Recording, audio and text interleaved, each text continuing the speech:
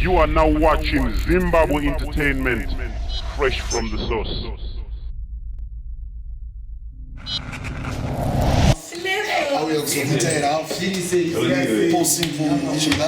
Fantan, levels, Chill Sport in the building, Tiripo Manova ZFM. Big up Dennis Macho, big up Lipsy, Tipsy. Yes, Zim Entertainment, alongside Tipsy. Tinavo mufa kuno Zimbabwe wakatitsika muriseko kwamuriko Tipsy mabandi representing check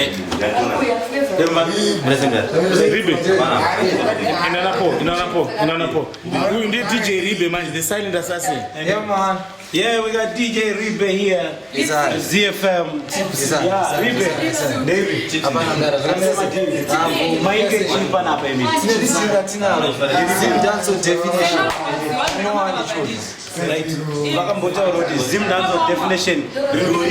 Right now we unleash for Z judgment here. Yes sir. DJ Ribe. Yes sir. Right. Ndiye na Z judgment pa Zim dance definition with him.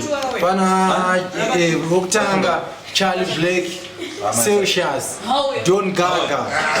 Yes sir. Iwe Tony. Unyeba wekutanga Raspombi Wanachuya kutoka levels wako hadi levels. Yes Dara Levels. Zinao wafano hawana makubaru bigwa kuno aze kutamba nao mangoma ari pachimuti ndipo no by remote akarikuona researchers reading night. akauraya mudara ahora inini ando mbanzo ya akauraya akasara mangoma mudara ndo fara wana mangoma ushana na mabanditi akauraya njani mwari pana Charlie Blake, pana Raskelem, pana Slekalas, pana Killer T. Tips anabuya, Lipsy. lipstick or lip tips. Lip tips mwana kwa Lip tips. Anzana kuzia bati, pakaipa wa mama Psi, hapana wanasinabuya. Njani mwari Bati Killer T, Ricky Fire, Raspombi. Highlights yako ndiani. akavarisa ridi mundiani Ndaracha choka Raspombi. uyo hanzi ningirikina ari bwero Charlie Blake aripo. chali mutema yetu kuzati aripo ko uyu hanzi ningirikina uyu mano chibaba Wachawachiripo mdara. because makapedza kuuraya kamaita sema ati makaponda nhamo paya paya saka apa ndopa muuraya muningina wachoira Apa tatenga matauro plus. pakaipa. Anyway, stay tuned, watch out. Zim Dance Definition coming out from Chill Sport family. Yeah man. Big up Chill Sport. Asekuru. Big up.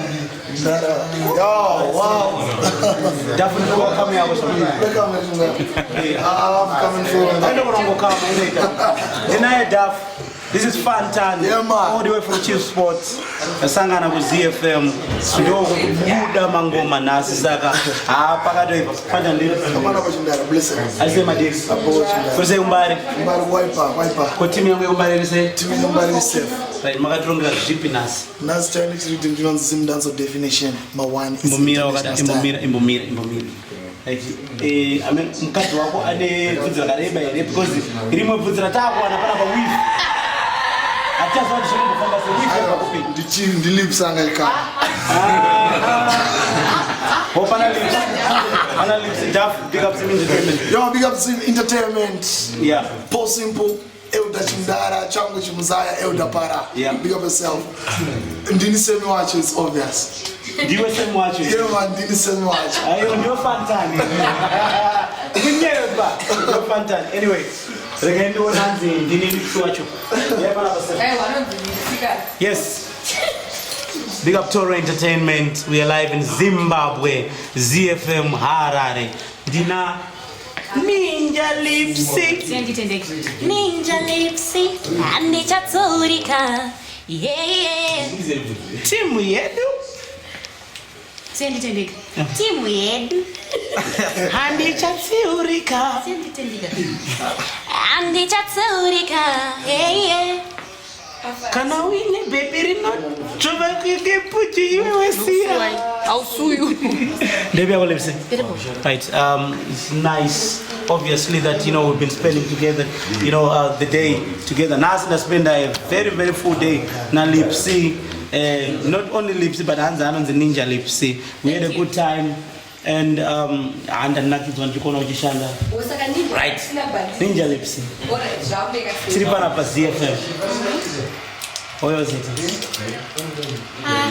Semuno aninga chingofamba utasokuti ngeni kusvika kwaire semuini vashedzwa kuno zvikanzanza aiwa uyai kuwairesi mangoma akaita seakachaja saka tinavo we following Ninja Lipsy neprogress yavo yese yavari kuita, but you better stay tuned. Vange vari mustudio kupi kena kunde kupiko kunonaka tanga tiri kuborodeo kenako kunonaka hanzi kunonaka studios vachirova machune. Right, you've got a brand new tune which you finished producing today alongside Oskid pakenako unonzi song this type of zita song yoyo saka uyasumbuza inonzi chizvi hanzi vanosotwa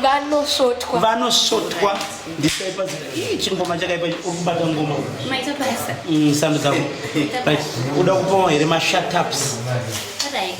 Any shut ups? Like shut up to Pure Entertainment, shut up to Team Yem, shut up to Blue Hype Entertainment, shut up to Michael Hope, shut up to everyone. Right, munhu wese mangozvinzura right now, shut up, all of you. Eodobara, shut up. You have been watching Zimbabwe Entertainment, fresh from the source.